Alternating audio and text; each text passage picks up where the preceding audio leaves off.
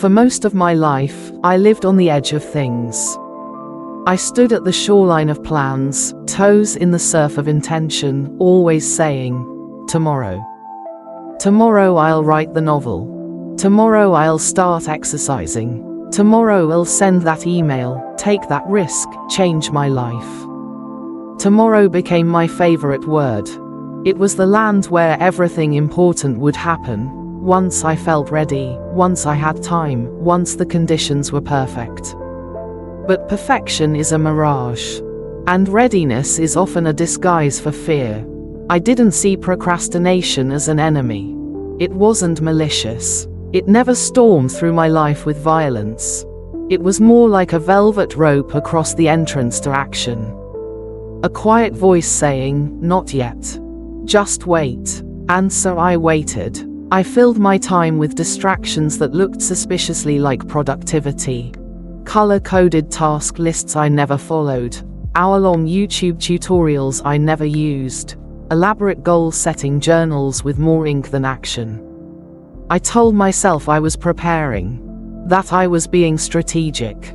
But deep down, I was avoiding the discomfort that comes with doing the real work. The work that matters, the work that asks something of you. Then one day, something changed. It was a Monday. Nothing special. The kind of day that starts with coffee and ends with guilt. I had once again failed to do the one thing I swore I'd start. I stared at the blank screen in front of me, blinking like it was judging me. Maybe it was. That's when I realized I was waiting for a version of myself that didn't exist.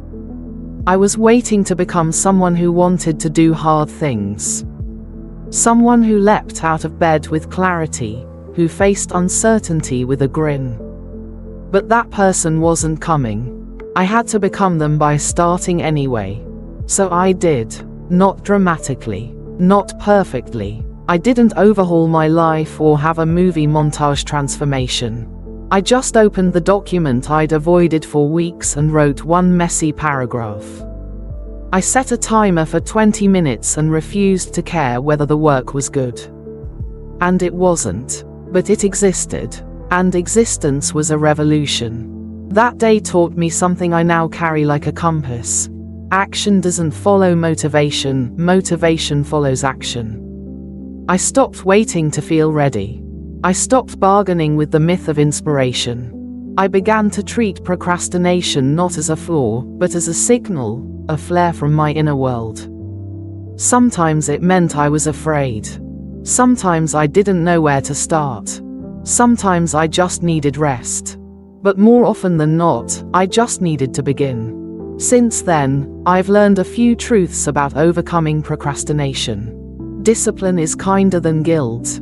Guilt festers in the silence of avoidance. But a small act of discipline, a 5-minute start, a single task, can clear that storm like sun through fog. Momentum is built, not found. Starting creates energy. Finishing builds confidence. Even half-finished work is proof that I'm moving forward. The mind lies. It says, you can't. It says, later is safer. It forgets that I've done hard things before. I remind it by acting. Now, when procrastination comes knocking, I greet it like an old acquaintance. I nod, I smile, and then I keep going. Because I'm no longer waiting at the shoreline. I'm swimming, awkwardly, sometimes, slowly. But every stroke pulls me further from the edge, closer to the life I once reserved for tomorrow. And this ordinary, imperfect, active life, is worth showing up for.